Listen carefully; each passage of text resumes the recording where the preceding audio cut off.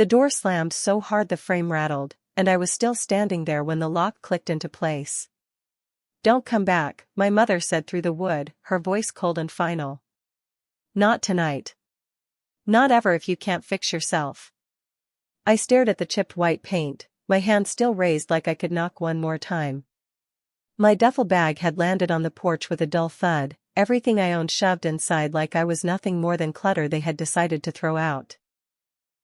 It was Christmas Eve. Inside, I could hear my sister laughing. Not nervously. Not guiltily. Just laughing, the easy, untroubled sound of someone enjoying a warm house and a good evening while someone else stood outside in the cold. I stood on that porch long enough to understand that no one was coming back to the door. That was when I thought, what on earth just happened to me? My name is Brielle Vance. And that night on that cold porch? That wasn't where my life fell apart. That was where I finally started seeing it clearly. Where the fog of years of trying to be good enough for this family burned off at last, and I could see the actual shape of what had been happening all along. My breath came out in sharp, white clouds as the porch light shut off. Not flickered. Shut off. Like I wasn't worth the electricity to keep it on. I knocked once. Then again, harder. "Mom?" My voice came out smaller than I wanted it to. "Dad, please, it's freezing out here." No answer. But through the front window, in the warm yellow glow of the living room lights, I could see her. My little sister Lila, curled on the couch in the new pajamas she had opened that afternoon, holding the mug I had bought for my mother as a gift. They were watching a Christmas movie. Like I was not outside. Like I had never existed at all. I swallowed. The cold was already working through my jacket. My fingers were going numb around the handle of the duffel bag. I looked at that window for a long moment. Then I picked up my bag and stepped off the porch and walked down the front path. I didn't cry. Not yet. I had not fully processed what was happening enough to cry yet. That part would come later, in a diner booth at 1 in the morning, over a cup of coffee I could barely afford. But not yet. The cold hits differently when you understand there is nowhere to go. Not the ordinary cold of walking from one warm place to another. The kind that settles into the fact of your situation and becomes part of it. I sat on the curb across the street from the house, my knees pulled to my chest, watching the windows. Snow had come down lightly earlier that evening and left a thin, quiet layer on the lawn. It looked peaceful. It looked like a Christmas card. It looked like a lie. My phone buzzed in my pocket. I pulled it out. "Dad, you need to think about your behavior. This is on you." I read it twice. Then I made a sound that might have been a laugh if it had any warmth in it. It didn't. It was hollow and sharp, the kind of sound that escapes when something is too absurd to respond to seriously. My behavior. That was what they were calling it. I stared at the message for a moment longer. Then I put my phone back in my pocket and looked at the house again. The lights inside were warm and steady. No one came to the window. No one was going to come to the window. 2 hours earlier I was still inside. Still at the kitchen table. Still trying to explain myself to people who had already made their decision. "I didn't take it," I said. My hands were shaking in my lap. "I swear to you, I did not take any money." Mom stood with her arms crossed. The posture she used when a conversation was already over in her mind. "Then where did it go, Brielle?" she said. "I don't know. But I wouldn't steal from Lila. You know me." "Stop lying," Lila said from the doorway. Her voice was soft. Carefully soft. Trembling just enough at the edges to sound like someone holding back genuine distress. "It was in my drawer," she said. "And you were in my room earlier." I turned to face her. "I was getting wrapping paper." "You know that." "I asked you where the tape was." Lila looked down at the floor. Her eyes filled with tears. My father exhaled the long, slow breath of a man who has been patient for a long time and has decided he is done being patient. "This is the problem," he said. "You never take responsibility." And in that moment, just like that, it was decided. No more argument. No more evidence. No question asked of either of us. Just decided. I stood there for a moment after my father spoke, waiting. I don't know exactly what I was waiting for. Some crack in the certainty. Some flicker of doubt. Some version of my mother looking at me the way she looked at me when I was small and actually hurt and needed her. Nothing. Mom walked past me toward the hall closet. She opened the door and pulled out the old green duffel bag from the top shelf. She carried it back to me and set it on the floor at my feet. "Pack what you need," she said. "You're not staying here tonight." I looked at the bag. Then at her. "You're serious? You've crossed a line, Brielle." "What line?" My voice broke on the last word. "I didn't do anything." My father was already looking away. He picked up the television remote from the coffee table and set it back down again, the action of a man who was done with a conversation and waiting for the room to catch up. "Enough," he said. "We're done arguing." That was it.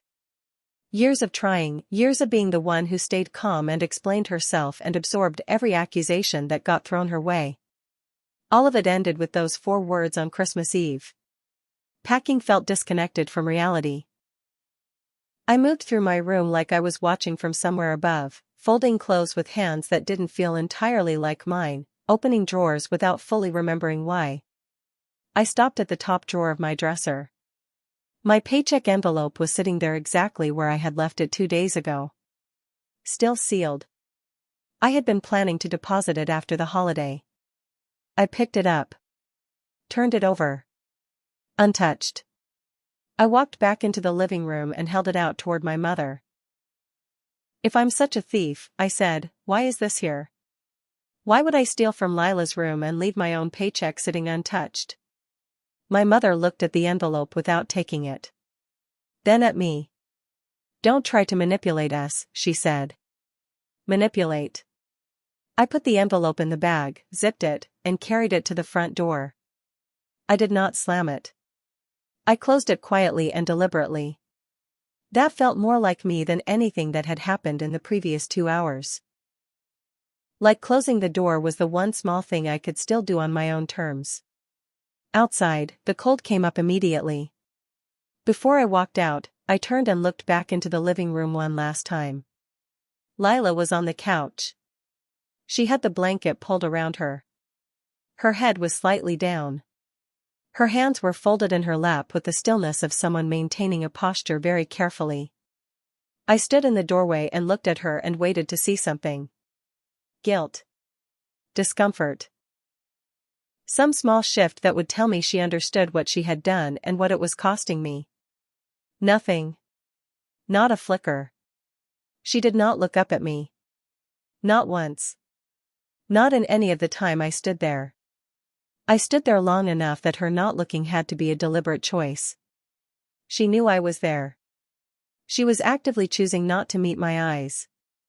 That was the moment something changed in me. Not anger. Anger had been burning for 2 hours and had done nothing useful.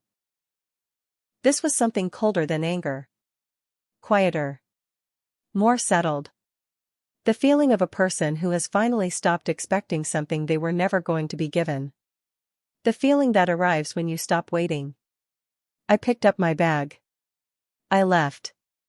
Back on the curb, I opened my banking app with numb fingers. No particular reason except the instinct to take inventory of what I actually had, since I no longer had a house behind me. Balance, $312.47. I stared at that number for a moment. Then I closed the app and looked across the street at the house. The living room light was still on. A figure moved past the window. Nobody looked out. I sat on that curb in the December cold and let myself understand the full situation without softening any part of it. They had chosen to believe Lila without asking me a single real question. They had chosen to put me out on Christmas Eve. They had chosen not to come back to the door. 3 choices, made freely, without particular hesitation. And those 3 choices together said one clear thing. I was not going to keep coming back to a door that had been locked from the inside. I thought about knocking again. I had already knocked twice and received silence. I thought about calling. My father's text had already told me exactly where he stood. I had my answer. I picked up my bag and started walking down the quiet street. The only thing open at that hour was a diner 3 blocks from the house. I had been there a few times over the years, mostly late nights after shifts when I was too tired to cook. It was the kind of place that existed for exactly these situations. 24 hours, fluorescent lights, laminated menus, booths with cracked vinyl seats. The bell above the door made a soft sound when I pushed through it. Warmth came up around me immediately. The waitress at the counter looked up. She was older, maybe 50, with the particular expression of someone who has worked the overnight shift long enough to have seen most of what the world sends through a door at midnight. "Rough night?" she said. Not with pity. Just as a fact she was observing. "Something like that," I said. She nodded and pointed me toward the far booth. I slid in and set my duffel bag on the seat beside me and held onto the strap like it might disappear. I ordered coffee. And for the first time since I had been standing in the living room telling my parents the truth, I let myself sit still. That was when the crack finally opened. I didn't sleep. I sat in that booth until the diner filled with early morning regulars. Truck drivers. A few people in work uniforms. One old man who sat at the counter every morning while the waitress refilled his coffee before he asked for it. I replayed the evening from beginning to end. Not obsessively. Methodically. The way you review something when you want to understand it rather than just feel it. Every argument. Every accusation. Every time Lila had cried at exactly the right moment to shift the room's attention. Every time my parents had given her the benefit of the doubt they never once extended to me.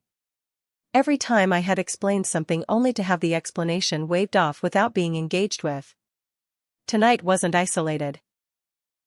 Tonight was the clearest version of a pattern that had been running my whole life. Lila got believed. Brielle got blamed. And tonight was just the first time they had said out loud the thing that had always been underneath those choices. That I did not fully belong there. That I never had. I wrapped both hands around the cold coffee mug. And I let that understanding settle into me without fighting it. Morning arrived faster than I expected. The diner lightened around me as the sky outside the window changed from black to gray to pale winter blue. My coffee had gone cold and I had ordered a second one and was most of the way through that too. My phone buzzed. Not from my parents. My boss, Terrence, at the hardware supply store where I had been working for 2 years. "You coming in today?" I looked at the message. I thought about the $312.47 in my account. I thought about the fact that I had no idea where I would sleep tonight. I thought about all the reasons a person might text back that they needed the day. Then I thought about what working actually felt like. The straightforwardness of it. The way it had its own logic that had nothing to do with my family. "Yeah," I typed back. "I'll be there." I left a tip on the table that was slightly more than I could comfortably afford, because the waitress had let me sit there all night and refilled my coffee without making me feel like a problem. Then I picked up my bag and walked out into the cold morning. I had somewhere to be. Work felt like stepping through a door into a completely different atmosphere. The hardware supply store was busy on Christmas morning. People coming in for last-minute things. Extension cords. Light bulbs. One man buying a socket said he was clearly going to wrap in whatever paper he could find at home. Nobody looked at me and saw the girl who had been put out the night before. "Brielle, can you handle front counter today?" my manager Terrence asked when I arrived. "Of course," I said. And I did. For 8 hours I was just myself at a job I was good at. Talking to customers who needed things. Solving small, practical problems. Doing something useful in a space that had nothing to do with my family or Christmas or the cold outside. It didn't fix anything. But it reminded me of something important.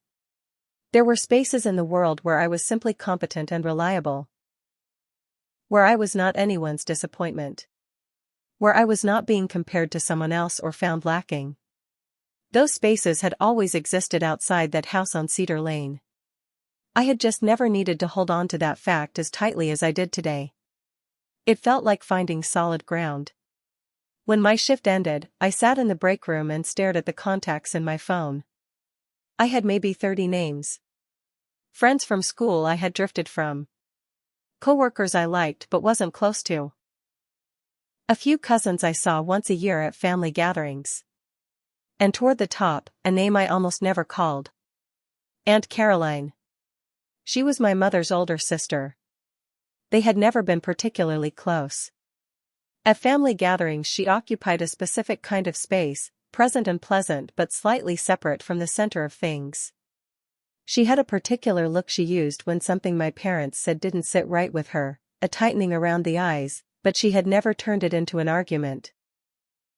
We had spoken maybe 4 times in the past 2 years. But she was the only person in my extended family who had ever looked at me like the situation might be more complicated than my parents described. Like she was keeping an eye on something she wasn't quite sure about. I sat in the break room for 5 minutes thinking about whether to make the call. Then I pressed her name. 14 rings. 3 rings. She picked up on the 3rd ring. Brielle? Her voice had surprise in it but not irritation. Just the genuine surprise of someone who doesn't hear from you often and is wondering what the occasion is. That alone almost broke something open in me. The absence of the particular note of impatience that always crept into my parents' voices when I needed something. Hey, I said, keeping my own voice steady. I know this is a weird call. But I wanted to ask, is there any chance I could stay with you for a few days? A pause. Short, but I felt every second of it. Then, what happened? I closed my eyes. Can I tell you when I get there? I said. I'd rather not do it on the phone. Another pause. Slightly longer. I sat with it. Of course you can, she said. 3 words. Simple and direct and completely without conditions attached. I pressed my hand flat against the break room table and breathed. Thank you, I said. You know where I am, she said. Come whenever. I was out of the break room and walking toward the bus stop within 4 minutes. Her house was warm the moment I stepped inside. Not just the temperature, though that was there too. The warmth of a house where someone had been home all day with the heat on and something cooking in the afternoon. She didn't ask questions immediately. She took my coat. She handed me a blanket and sat me at the kitchen table and set a plate of food in front of me and said, "Eat first." She said it the way people say things when they understand that certain conversations should not happen on an empty stomach. I ate. I didn't realize how hungry I was until I started. I had had 2 cups of coffee and nothing else since the argument, which itself had happened before Christmas Eve dinner was finished. Halfway through the plate my hands started shaking. Not from cold. From the specific physical response to being somewhere safe after not being somewhere safe. Then the tears came. Silent. Unstoppable. The kind that have been building for hours and do not ask permission when they finally arrive. She didn't say anything. She sat across the table from me and did not fill the silence with anything. She just stayed. And that, right then, was everything. When the food was gone and the crying had run its course, I told her everything. The accusation. The money. Lila's perfectly timed tears. The paycheck envelope sitting sealed in my drawer. My father's text. The porch light going off. She listened to all of it without interrupting. Real listening, not the kind that is really just waiting to respond. When I finished, she was quiet for a moment. Then, she's always favored Lila. Since you were both children. But this. She shook her head. This is something different from favoritism. I didn't steal anything, I said quietly. I was tired of saying it loudly. She looked at me directly. I believe you, she said. 3 words. I sat with them. They should have been easy. They should have been the baseline. They should have been what the people who raised me said when I told them I hadn't done something wrong. But they weren't what my parents had said. And hearing them from someone who had no particular reason to take my side made my chest ache in a way that took a long time to stop. I looked at the table. Thank you, I said. You don't have to thank me, she said. It's the truth. I stayed at Aunt Caroline's that night and the night after. She gave me the guest room, which had a real bed and a window that looked out onto a small yard with bird feeders covered in snow. It was quiet and warm and nothing was asked of me. I slept more than I expected. On the second night, sitting on the guest bed with my back against the headboard, I turned the Christmas Eve situation over in my mind again. Not the argument itself. The money. Something about it had been sitting at the back of my thoughts like a sound I couldn't quite identify the source of. The money that was supposedly missing from Lila's drawer. The way she described finding it gone. The tears that arrived exactly when they were needed. The fact that she never once looked directly at me. I thought about all of it and I tried to understand the specific shape of what had happened. Not just that my parents had believed her instead of me. But why she had needed them to. What had she needed me removed for? Why that night? I sat up slowly. What if this wasn't only about favoritism? What if it had been planned? The next morning I checked my email before getting out of bed. 3 newsletters. A promotional offer from the hardware store. And a bank notification I nearly scrolled past. Bank alert, unusual login attempt. I stopped. Opened it. The alert showed a login attempt on my online banking.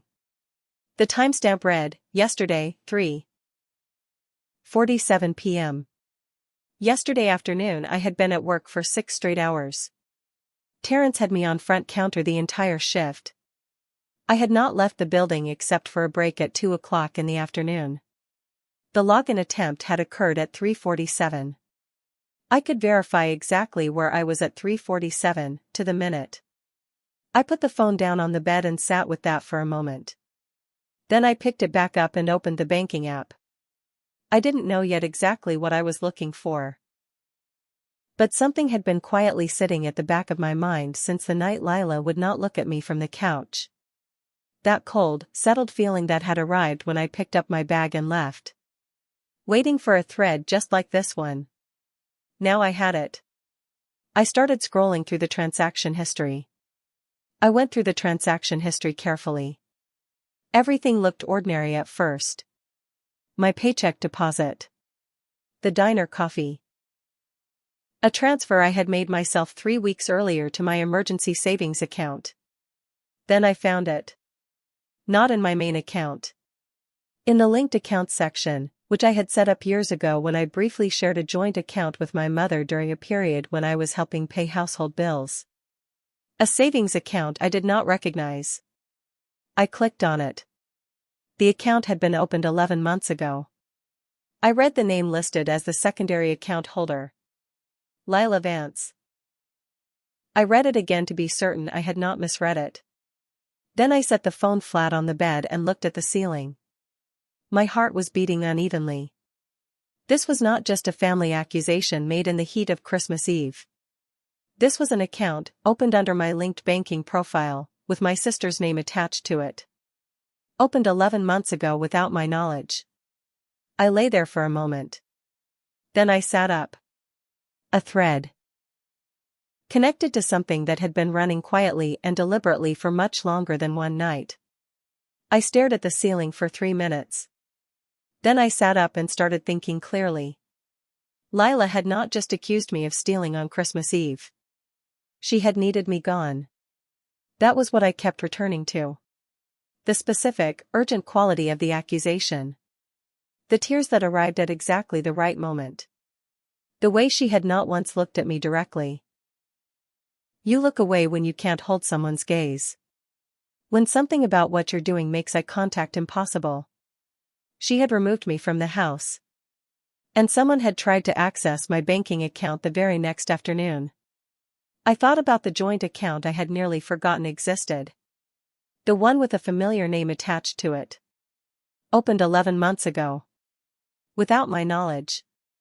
Small things first, perhaps. Building towards something larger.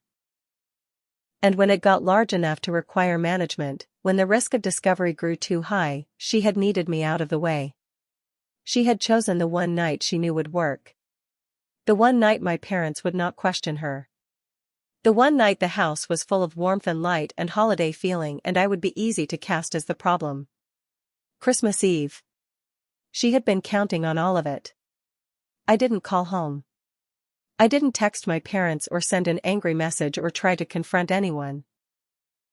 I sat at the desk in Aunt Caroline's guest room with my phone and my laptop, and I started working through everything methodically, the way I had always handled things when emotion was too loud to be useful.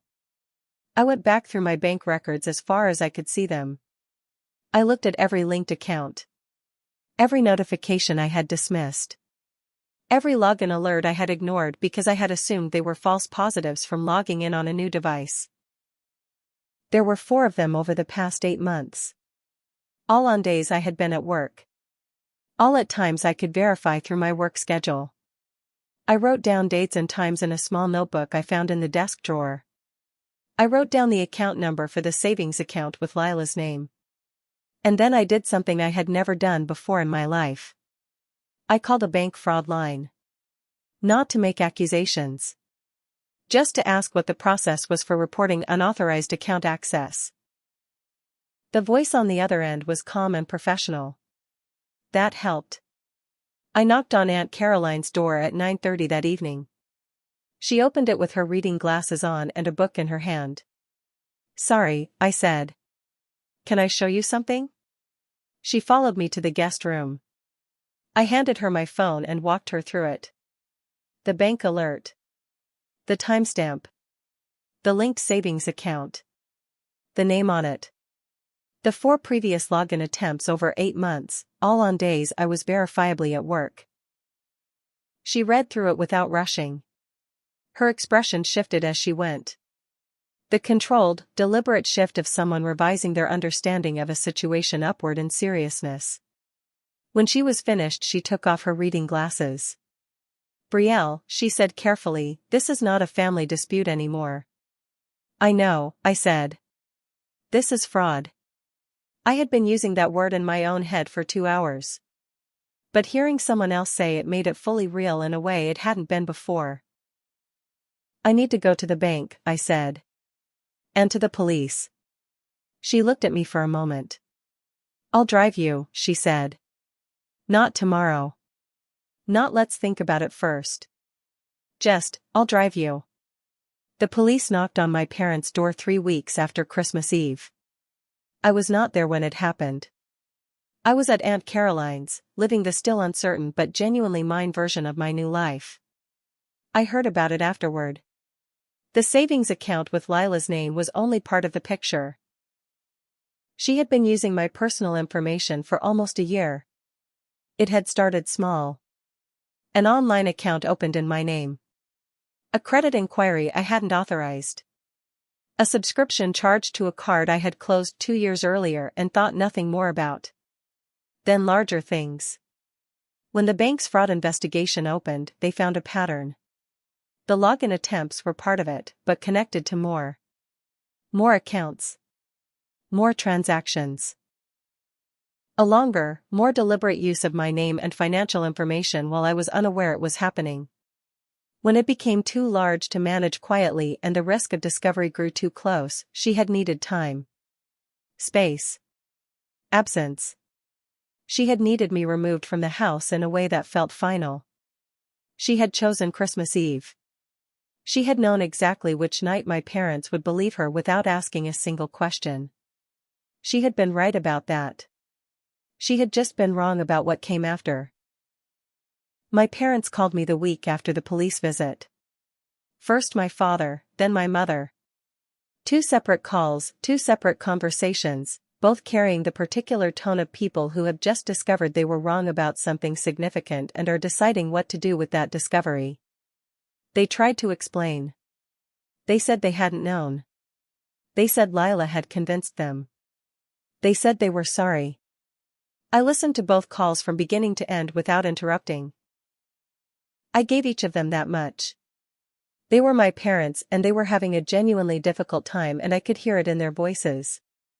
But I had spent a lot of time in the guest room at Aunt Caroline's house thinking about choices. The choice to believe without questioning. The choice to dismiss the paycheck envelope. The choice to let the porch light go dark. Each of those was a choice. Made freely. By people who loved Lila more than they were willing to think carefully. Ignorance doesn't undo the damage that happens while you're choosing not to look. And I love you doesn't automatically rebuild what the not looking cost. I thanked them for calling. And I told them I needed time. I did not go back. Not when they called again the following week. Not when my mother sent a card in January with a long letter inside. Not even when my father drove to the hardware store and waited in the parking lot with his hands in his coat pockets, looking older than I had seen him look before. I spoke to him. I was not cruel. But I did not go back. Because somewhere in those weeks at Aunt Caroline's kitchen table, something had shifted in me that I could not shift back. I had spent my whole life trying to earn my place in a family that had already decided where I ranked. The night they locked that door, they did me the strange painful kindness of making that clear beyond any further argument. And once something is that clear, you cannot choose not to see it. I found a room to rent 2 months later. Small, but mine. I kept working at the hardware store. I opened an emergency savings account that no one else had access to. I found out what it felt like to live somewhere I was not being measured against someone else. That house was never home. But I found out something better. Home was something I could build myself. And I did. If this story touched you, let me know in the comments what part stayed with you the most. And if you want more stories like this, make sure to subscribe and share.